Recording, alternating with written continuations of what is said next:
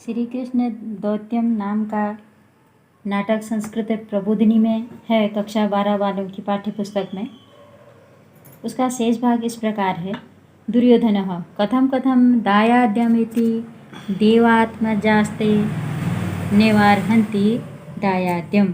दुर्योधन कह रहा है, वासुदेव के उद्बोधन के बाद दुर्योधन का उद्बोधन है, यह पैतृक संपत्ति यानी दायाद्य कैसे है। ये देवताओं के पुत्र इस दायाद्य अर्थात पैतृक संपत्ति के योग्य नहीं हैं। पांडवों को दुर्योधन देवताओं का पुत्र मानते हुए वासुदेव को यह उत्तर दे रहा है। फिर वासुदेव कह रहे हैं, भो राजन मामेव। अरे राजा, ऐसा मत कहो। एव परस्पर विरोधस्य विविधेन कुरुकुलम शीघ्रम नाम शेषम भविष्यति। इस आपस के विरोध के बढ़ने से कुरुकुल शीघ्र ही नष्ट हो जाएगा या उसका नाम शेष ही रह जाएगा। तस्मात् रोषम पकृष्य भवान् तदैव कर्तुमर्हति यद् युधिष्ठिर प्रमुखा प्रणयात त्वाम कथयन्ति।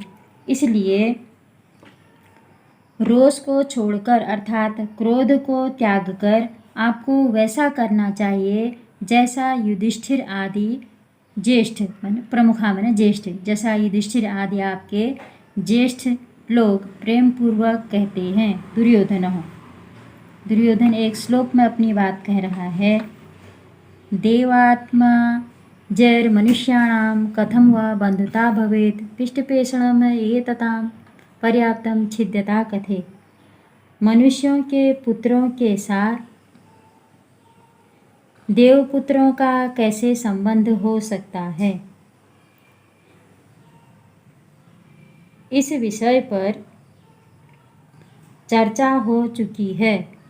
आप ऐसा कह के पिसे हुए आटे को दोबारा पीसने जैसी कथा कह रहे हैं। फिर वासुदेव कह रहे हैं, भो सुयोधन किम न जानसि पांडवानां पराक्रमम। हे सुयोधन, क्या तुम पांडवों के पराक्रम को नहीं जानते। श्रूयताम, सुनो। दातुम हरसि मदवाक्याद राज्यार्थ धृतराष्ट्रज अन्यथा सागरांतम गाम हरिष्यन्ति ते ही पांडवा। हे धृतराष्ट्र के पुत्र,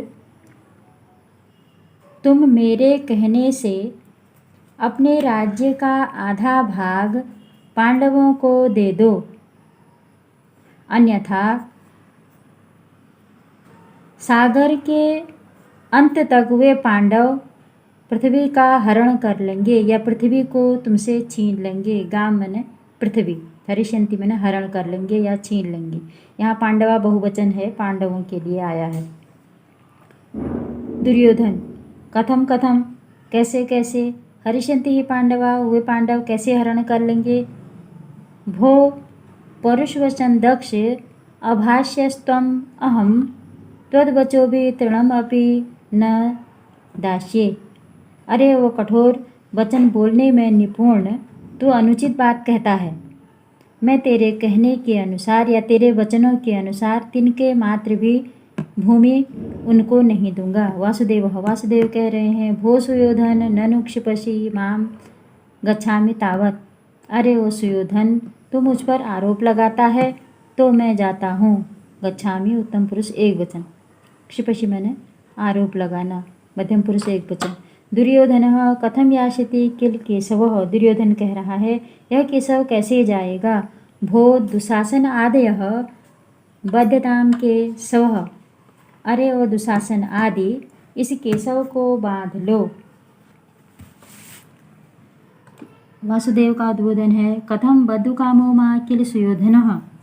अरे क्या निश्चय ही यह सुयोधन मुझे बांधना चाहता है। भवतु सुयोधनस्य सामर्थ्यम पश्यामि।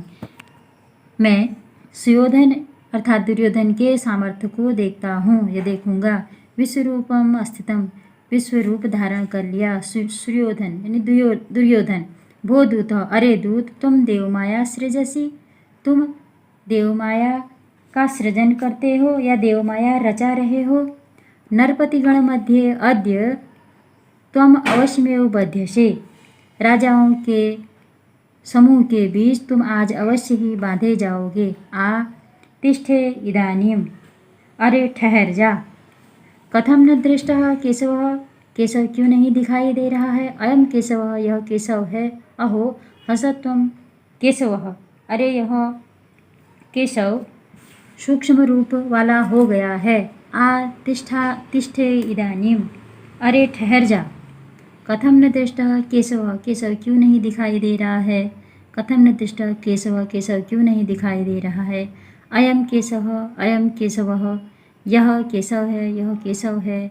सर्वत्र मंत्रशालायां केशवा भवन्ति, संपूर्ण मंत्रशाला में केशव ही हो। किमिदानीं करिष्ये, अब क्या किया जाए। भवतु दुष्टम, अच्छा देखता हूँ। भूभु राजिनः, अरे अरे राजाओं। एकेन एकः केशवो बध्यताम, एक एक केशव को बांध लो। अर्थात संपूर्ण मंत्रशाला में केशव ही केशव हो गए थे। तो दुर्योधन घबरा करके राजाओं से कह रहा है कि एक एक जो केशव हैं सभी केशवों को बांध लो।